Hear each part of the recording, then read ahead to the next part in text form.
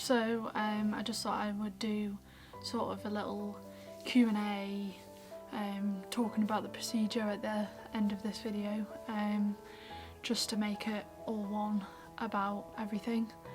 When I was sort of figuring out whether I wanted to do this or not, I looked on YouTube, I looked online, I looked everywhere for people who were trans and just people in general who had gone through this, and there was little to no information from a patient, so I didn't know what it was going to be like. I didn't know how it worked, I didn't know how it felt, so I just thought I would make a video, so if there was anyone out there who wanted to know, they could watch this and see from my point of view.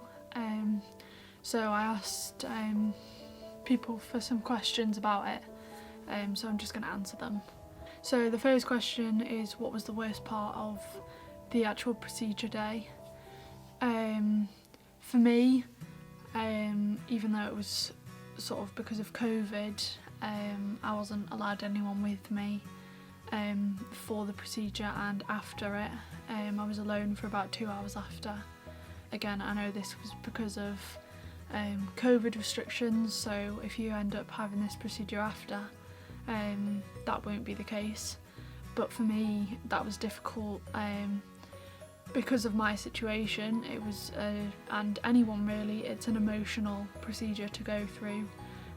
It's hard, it's uncomfortable, so going through that and then being by yourself wasn't the best thing in the world. Second one, how long did you have to wait before taking any more medicine? So about an hour after the procedure, I had antibiotics from the clinic, and then I had to wait 4 hours until I could take anything else, which I was allowed to take paracetamol just how you normally would every 4 hours. So that's what I did, and that helped a lot. I wasn't in a lot of pain. I had a lot of cramps in my stomach. My stomach was sort of tender, felt sort of bruised inside, but apart from that there was no like extreme pain, so paracetamol just helped a lot. Drinking, sleeping a lot. Were your parents allowed to stay considering COVID? So my mum stayed up until I went in. My dad, he had to wait, and then I had my procedure, and then I had about 2 hours by myself afterwards until they were allowed back in, and again only one person, so my mum came up and got me. How long did you have to stay in hospital after the procedure? So I had my procedure about 9, and by about 12:30 I was out of the clinic. I had an hour where I was only allowed to lie on my side, and I had to sleep, just to sort of let the sedatives wear off, and then I had an hour where I was allowed to sit up, do whatever, after I had eaten and had something to drink. So I had some toast and some juice. How long did the procedure take? I don't massively remember, but I would estimate about half an hour to 45 minutes. But that's a complete guess. I'm not massively sure. Were the nurses friendly and understanding? The sort of nurse that was my nurse through the entire process was very understanding, very friendly. She was called Jan, and she was very friendly and understanding. In terms of my actual procedure, I don't remember very many of the nurses because I was out of it pretty much the whole time. I remember one nurse who was with me at my head.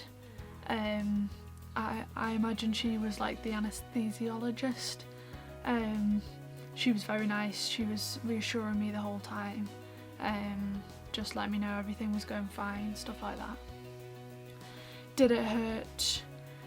I cried the whole time, but it was more that the sedatives just sort of gave me a rush of emotions. It was uncomfortable, I'll tell you that. It felt like I was being scratched internally over and over, and sort of like I was being kicked in the stomach, but there was no like extreme pain. Were you awake for it? So yeah, you are awake. I had a sedative, fentanyl, and another thing that I can't remember, which it makes you out of it but still in control. I don't remember any of it really. I can remember sort of the feeling of it, but I couldn't tell you off the top of my head what happened. But I sort of like that. I like the fact that I don't really remember any of it. How many eggs did you freeze? So I got 7 eggs. Everyone gets different. Basically in both ovaries you have follicles, and each follicle gets drained. Every follicle won't contain an egg. Some won't have one at all, some will have a mature egg which they can freeze, and some have an immature egg which they can't freeze. So I don't know how many eggs I had, but I managed to get 7 mature eggs that they could freeze out of it. They aim to get 10, so I'm sort of under that, but I'm still happy. I won't be going through it again. Did you have any complications in any of the process? No, luckily I had none. I had discomfort, I had cramps, headaches, I was grumpy a lot of the time. You know, you've got all these hormones rushing through you. I was emotional, but in terms of medical things, nothing went wrong as far as I'm aware.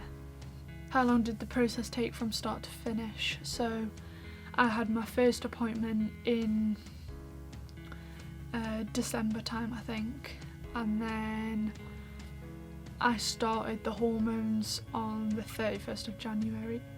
So like a month and a half, I can't remember the exact date of my first appointment.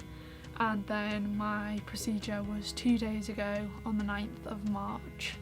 So like 2-3 months. From start to finish, I had about 5 appointments before I actually started the hormones, and then during taking the hormones I had about 3 appointments that were mostly scans, and being taught how to do the next one, because you do have to self-inject. You know, it's a daily injection, so if you're not good injecting, this thing isn't for you, unless someone's willing to do it for you at home. But I mean, overall I'm happy with how everything went. It was hard, I'll admit. I can only speak for a trans guy that it was incredibly uncomfortable, and it was discomforting to know that I was injecting hormones into myself that I didn't want in the first place, and in my head it was a case of, why are you doing this? These aren't supposed to be in you. But I sort of just had to keep thinking to myself that the end of this is going to be worth it, and I know it will be.